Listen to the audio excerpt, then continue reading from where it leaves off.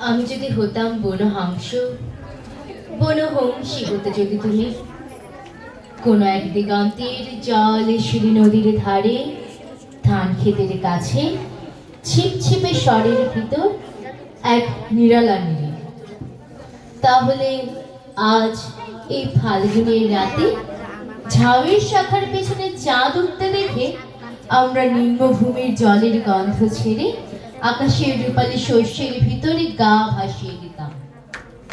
তোমার পাখনায় আমার পালক, আমার পাখায় তোমার রক্তের স্পন্দন, নীল আকাশের খই খেতে সোনালি ফুলের মতো অজস্র তারা, শিরিষ বনের সবুজ রোমশনীরে সোনার ডিমের মতো ফাল্গুনের চাঁদ। হয়তো গুলির শব্দ, আমাদের তীর্যক গতিস্রোত, আমাদের পাখায় পিষ্টনের উল্লাস, আমাদের কণ্ঠে উত্তর হাওয়ার গান। হয়তো গুলির শব্দ আবার আমাদের স্তব্ধতা, আমাদের শান্তি। আজকের জীবনের এই টুকরো টুকরো মৃত্যু আর থাকতো না, থাকতো না আজকের জীবনের এই টুকরো টুকরো সাধের ব্যর্থতা।